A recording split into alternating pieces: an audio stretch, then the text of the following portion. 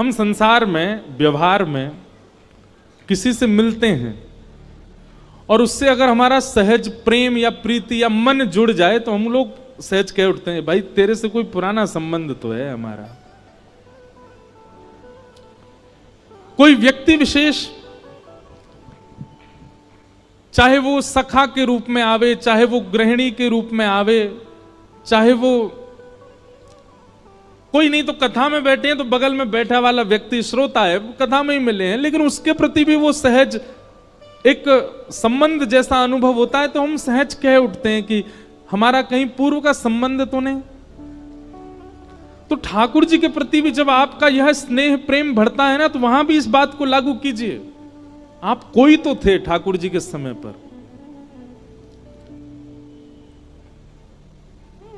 किसी को भी उठा लीजिए, मीराबाई माधवी नाम की गोपी थी द्वापर में, सूरदास श्री उद्धव जी महाराज, आपको पता है उद्धव जी ही सूरदास बनकर के आए हैं। क्यों? क्योंकि ठाकुर जी के निभृत निकुंज में किसी का प्रवेश नहीं है, केवल ठाकुर जी और किशोरी जी लीला कर रहे थे। ललिता विशाखा द्वार रोक करके खड़ी हैं कि कोई भीतर ना जाए, तभी उद्धव जी महाराज आ गए। उद्धव जी भगवान के सखा। तो उद्धव जी महाराज जैसे ही भीतर प्रवेश करने लगे, ललिता विशाखा ने रोका। सब लोग बहुत ध्यान से सुनो। बोले ठाकुर जी निवृत्त निकुंज में बैठे हैं, यहां किसी का प्रवेश नहीं है। उद्धव जी बोले निवृत्त निकुंज हो या कोई सी निकुंज हो, हमारा प्रवेश सब जगह। ललिता विशाखा बोली उद्धव, अपनी द्वारिका में चलाना या मथुरा में चलाना, ये वृंदावन में नहीं चलेगी तुम्हारी। वृंदावन में सखियों की चलती है, हमारी इच्छा से ठाकुर जी पाते हैं, हमारी इच्छा से सोते हैं, हमारी इच्छा से चलते हैं। उद्धव जी बोले ठाकुर जी को अगर पता चल गया ना कि द्वार पर उद्धव आया है, अपनी सब लीला वीला छोड़ के आ जाएंगे बाहर, इतना प्रेम करते हैं मुझसे। ललिता विशाखा बोली वो सबसे ऐसे ही स्नेह बांध देते हैं, सबको ऐसा ही लगता है कि वो सबसे ऐसे ही प्रेम करते हैं, पर ऐसा कुछ नहीं है। वो ब्रज के लिए उनका अलग ही भाव है। उद्धव जी बोले देखिए मेरा समय खराब मत करो, मुझे भीतर जान दो। ललिता विशाखा ने मना किया। उद्धव जी हठ पूर्वक निकुंज में प्रवेश कर गए। तो सखियों ने उनको शाप दे दिया, बोले जा तो जाओ, तुम हठपूर्वक जा रहे हो भीतर, लेकिन हमारा शाप है कि तुम नेत्रहीन हो जाओगे, कुछ नहीं दिखेगा तुमको भीतर। उद्धव जी भीतर चले गए और भीतर जाकर के जब उन्होंने देखा तो निकुंज दिख रहा है, यमुना जी दिख रही है, सेज दिख रही है, ठाकुर जी की आवाज सुनाई दे रही, पर ठाकुर जी नहीं दिखे।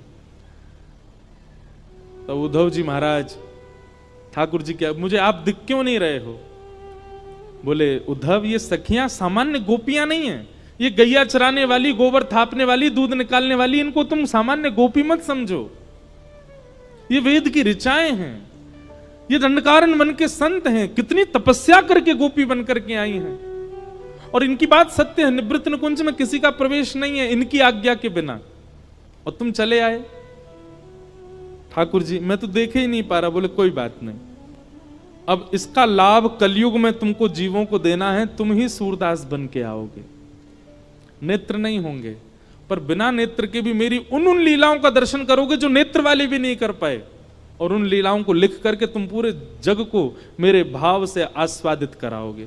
वही उद्धव जी सूरदास बन के आए। स्वामी श्री हरिदास जी महाराज ललिता जी के अवतार, ललिता जी थी।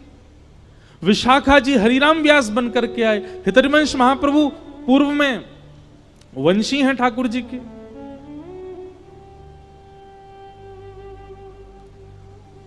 कोई भी ऐसा नहीं है ठाकुर जी के आसपास या ठाकुर जी से प्रीति करने वाला जिसका पूर्व संबंध ना हो। और यह आज भी लागू है ये बात, चाहे मैं हूं चाहे आप हो। हां हम इतने समीप के नहीं रहे होंगे, पर हां कभी तो ठाकुर जी को देखा होगा या कुछ ना कुछ संबंध तो हमारा रहा होगा, तभी इस जन्म में हमको ठाकुर जी प्रिय लग रहे हैं। कैसे कैसे ऐसे लोगों को मैं जानता हूं जो कभी वृंदावन नहीं गए, जिन्होंने कभी कथा नहीं सुनी, पर एक बार केवल कोई संकीर्तन सुन लिया या कोई कीर्तन सुन लिया या कोई भजन सुन लिया, नेत्र सजल हो गए, अब मन शांत हो गया, ना बोलने की इच्छा होती है ना किसी से मिलने की, अब बस मन में यही भाव उत्पन्न होता है कि हम चलें वृंदावन, जाएं वृंदावन। वृंदावन आधुनिक स्थान नहीं है, वृंदावन पर्यटन स्थान नहीं है, वहां पर्यटकों के लिए कुछ भी नहीं है, पर फिर भी भीड़ देखो आप, पर्यटक स्थलों पर इतनी नहीं होती होगी जितनी वृंदावन में होती है।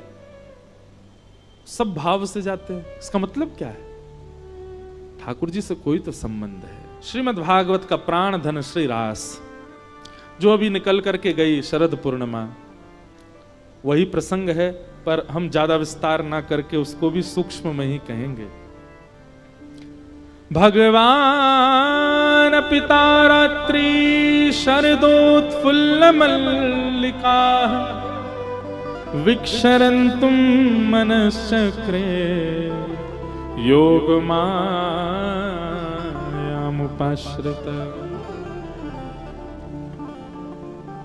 ब्रज की जितनी भी गोपियां हैं बंधुओं, ये दिखने में एक गोपी है, एक शरीर है, एक मानव है, परंतु अंतरंग आत्मा जो है वो सदा सर्वदा से भगवत प्राप्ति करने वाला कोई वैदिक संत है जो कब से प्रतीक्षा कर रहा है भगवत प्राप्ति के लिए।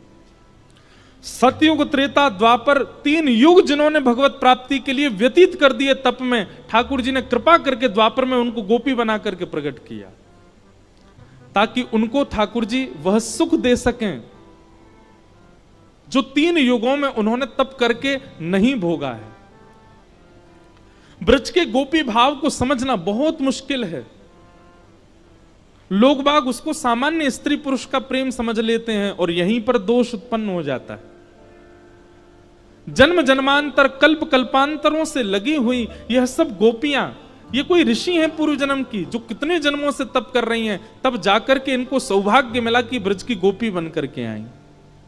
और सबसे बड़ी बात, 3 वर्ष के ठाकुर जी को देख करके 90 वर्ष की गोपी के हृदय में प्रेम उत्पन्न हो रहा है। इसको आप सामान्य स्त्री पुरुष प्रेम जन्य नहीं मान सकते। ये काम प्रेम नहीं है, ये काम वर्धक प्रेम नहीं है, ये काम नाशक प्रेम है। बहुत ध्यान से सुनिएगा। भक्तिमती मीराबाई, मीराबाई इतनी सुंदर थी कि उनका रूप देख करके एक बार यदि कोई देख ले तो पुनः देखने की इच्छा होगी, इतनी सुंदर थी। तो जब मीराबाई की भोजराज के साथ में विवाह हुआ और जब मेवाड़ गई, तो मेवाड़ में मीराबाई जिस राजमहल में रहती थी, उस राजमहल में जिस तरफ मीराबाई का कक्ष था, वहां खिड़की के नीचे हजारों संतों की भीड़ लगी रहती थी और सब एक टक देखते रहते थे खिड़की की ओर।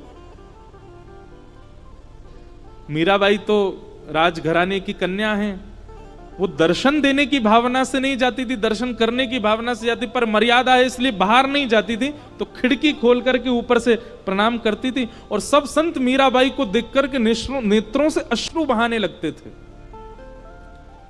तब कुंवर भोज, जिनसे मीराबाई का विवाह हुआ, उनके मन में भाव आया कि मैं संतों से पूछूं ये इनकी स्थिति ऐसी कैसे होती है।